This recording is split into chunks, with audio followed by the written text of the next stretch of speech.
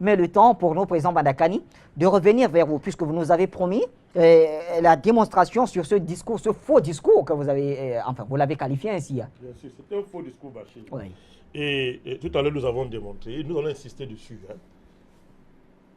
Londres et les Occidentaux n'ont pas apporté la moindre preuve de leurs accusations. Oui. C'est clair.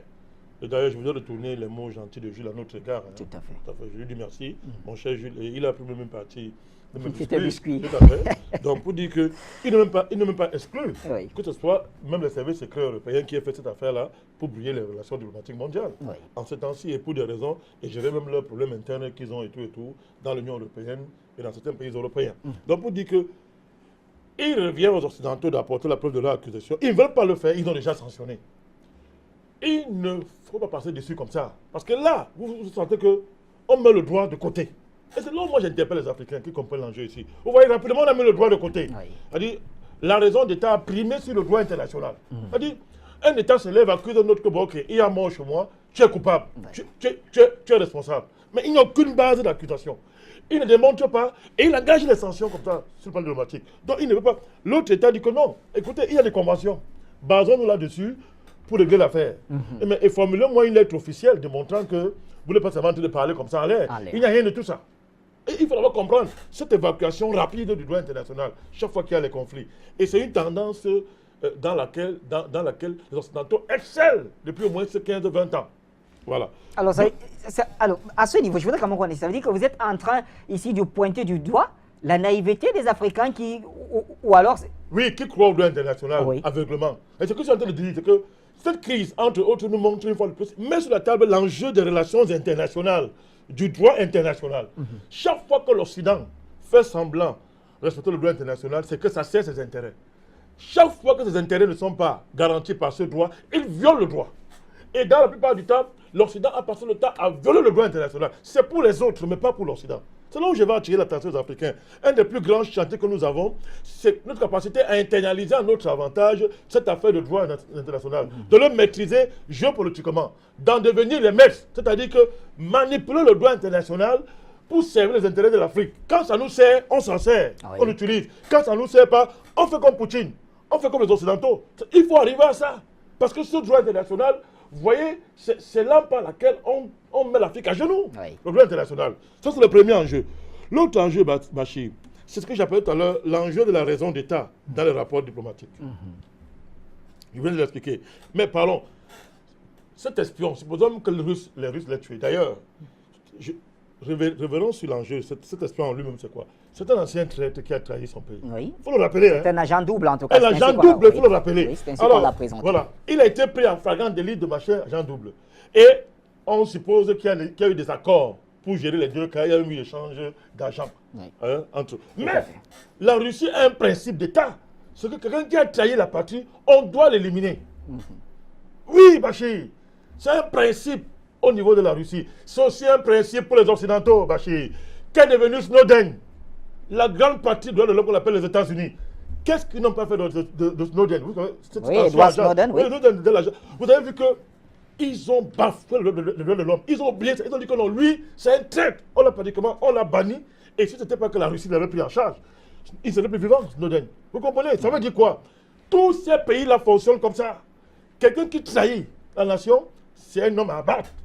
On la bat en secret. C'est comme ça, c'est le principe. Donc, à supposer que Russie, Poutine l'a fait, ça vaut quoi par rapport au crime que ces États ont perpétré ailleurs?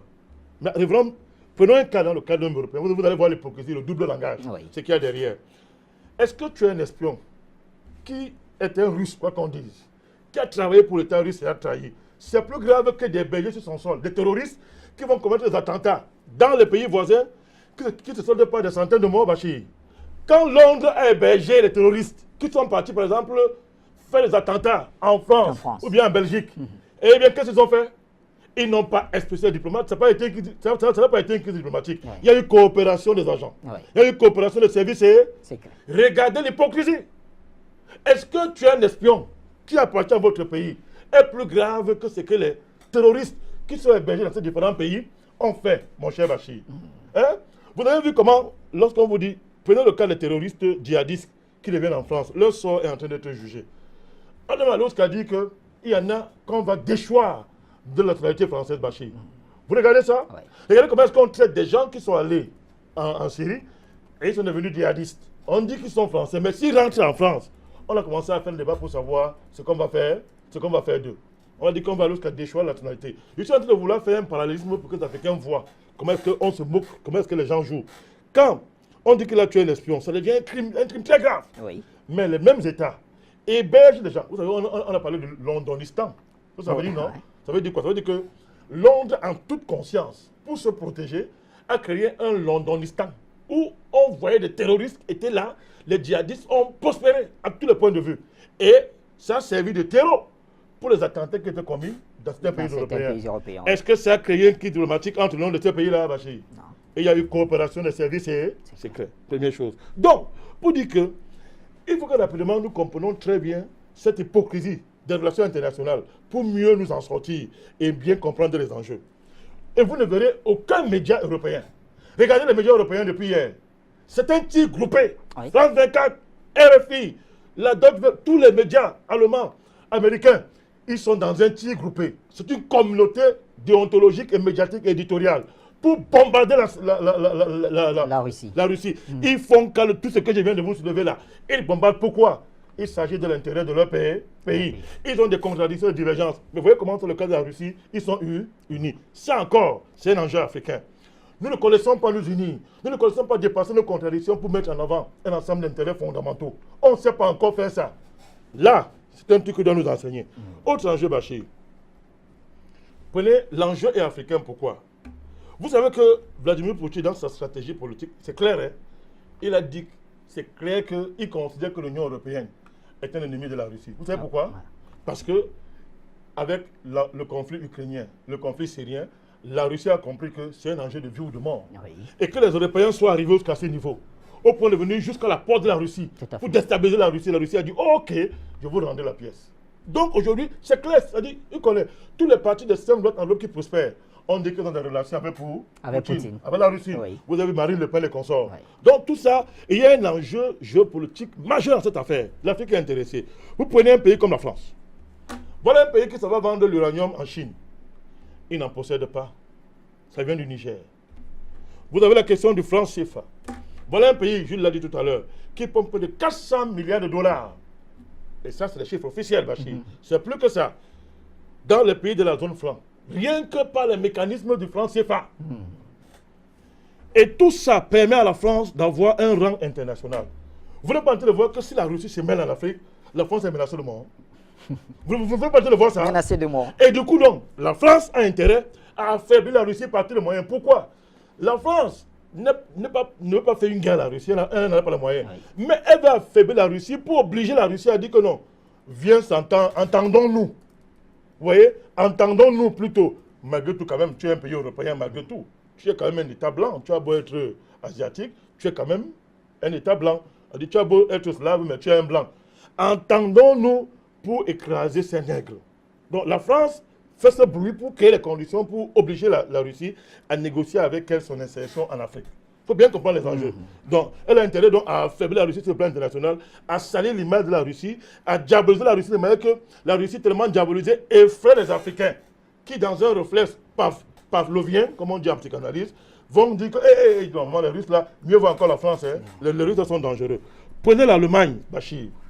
L'Allemagne a un deal secret avec la France. Il faut le dire aux Africains. L'Allemagne a un deal avec la France. M. Macron a été élu sur cette base-là. Ils ont dealé pour dire, OK, au lieu que moi et toi on s'affronte. J'ai vu, parce que quand l'Allemagne a commencé à revendiquer ses droits historiques sur l'Afrique, et en particulier les pays qu'elle a eu à coloniser. Oui. L'Allemagne, la France allait dire aux Allemands, reste tranquille, faisons un deal. Tu fermes les yeux et on monte, on va ensemble. Vous avez vu la question du Sahel? Tout à fait. Vous avez vu comment l'Union européenne prend en charge la question du Sahel? Ce n'est pas pour le bien des Africains. Nous avons crié ça ici. Heureusement que la Russie commence à s'intéresser à ça.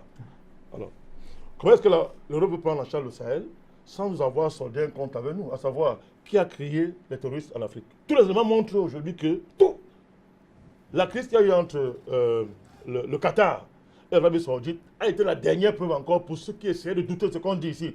Ils ont dit que non, c'est nous qui avons financé le terrorisme et qui nous a parrainé les Occidentaux.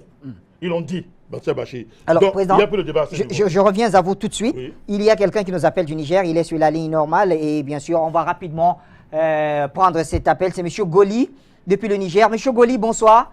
Bienvenue à cette édition d'Appel sur le continent. On vous écoute depuis le Niger, bien sûr. Bonsoir, M. Bachir. Bonsoir. Bonsoir le président de tous les panafricanistes. Bonsoir, il vous écoute. Donc, c'est Youssef Goli depuis le Niger. Donc, ma contribution, en fait, moi, c'est pour vraiment dire que là, vraiment, nous sommes dans une guerre économique. Hein. On est vraiment dans une guerre économique. Parce que rien que la semaine là, où disons le mois là, vous n'êtes pas capable de savoir, mais les États-Unis étaient en guerre avec l'Europe.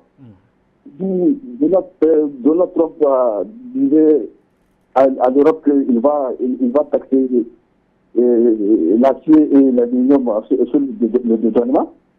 Et là, l'Europe,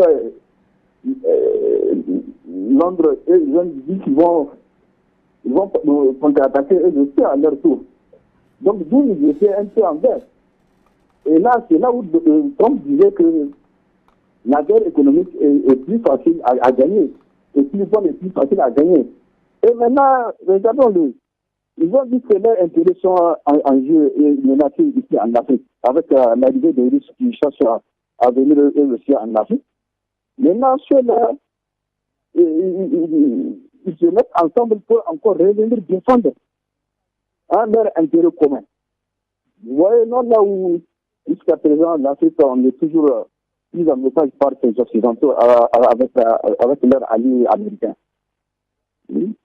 Donc, c'est ça où je dis. C'est vraiment les dirigeants africains. Ils devront comprendre que vraiment, nous sommes dans une mondialisation, nous sommes vraiment dans une guerre économique. Donc, c'est seulement les intérêts que les gens sont en train de viser. Donc, vraiment, eux aussi, nos dirigeants, ils devront être un peu regardants, vraiment pour chercher vraiment à défendre les intérêts. C'est de cette manière-là que vraiment, nous, Africains, on pouvait vraiment aller un peu en avant. Donc, moi, je pense qu'on devrait vraiment s'allier vraiment aux Russes. Peut-être avec eux, ils peuvent nous aider vraiment à défendre nos intérêts. Et comme le président tout à l'heure l'a dit, là, avec eux, on peut laisser les grands se bagarrer entre eux et puis se populer et puis s'agrandir. Donc, vraiment, moi, c'est ma petite contribution que j'ai eu à faire. Merci beaucoup, M. Goli, pour votre appel.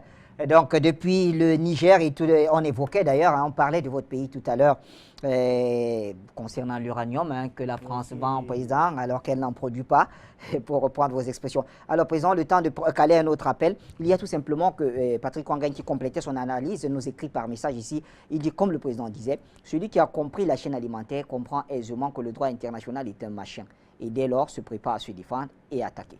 C'est la loi de la géopolitique, je suis d'accord avec lui. Je suis en train de vous démontrer les enjeux africains de cette affaire. Oui. L'Allemagne a un deal avec la France. Oui. Parce que l'Allemagne, pour que les deux continuent à être les deux moteurs de l'Europe, ils ont un deal. Ils exploitent même les autres pays européens. Oui. Voilà pourquoi vous voyez la Pologne, la Hongrie disent que cette affaire-là, vraiment, c'est une affaire qui sert l'Allemagne et la France. La Grèce a compris ça. La Grèce a souffert jusqu'à...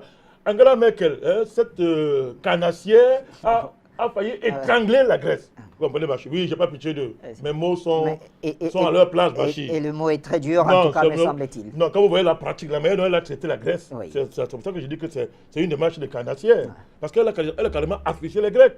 Alors, donc, il y a beaucoup de pays en Europe qui commencent à dire que mais, cette affaire-là, c'est une affaire entre les Allemands et les Français. Ils se sont entendus pour nous bouffer. Vous voyez? D'où la montée des extrêmes droites, ce qu'ils appellent le populisme dans leur jargon là-bas.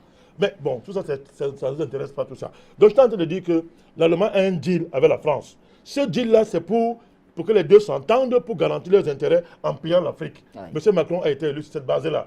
Vous n'avez qu'à voir les grands accords économiques, les fusions de géants Siemens avec les entreprises françaises. Ce n'est pas le fait du hasard, Bachir. C'est un deal.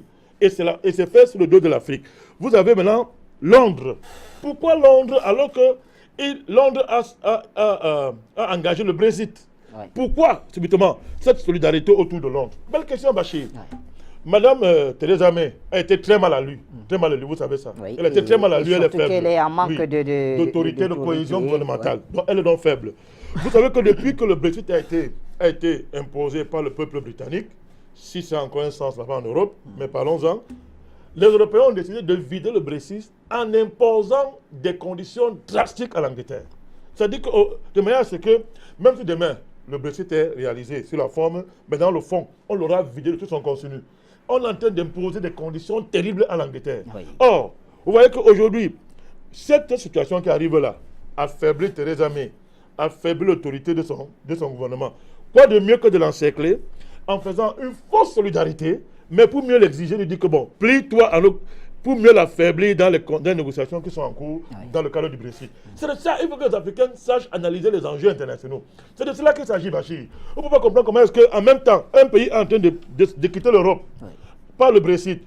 L'Union européenne lui fait subir des conditions extraordinaires, en même temps subitement, à cause d'une accusation farfelue, où on accuse la Russie d'avoir assassiné un espion transfuge. Et il y a une solidarité de l'Occident autour de Londres. Il faut donc comprendre tous ces enjeux. Voilà pourquoi j'ai dit que cette affaire-là, c'est une affaire africaine. Les Africains doivent s'y intéresser. Ce n'est pas une affaire russo-européenne, c'est une affaire russo-européenne, américaine, africaine. Très bien. Merci, Président Badaka.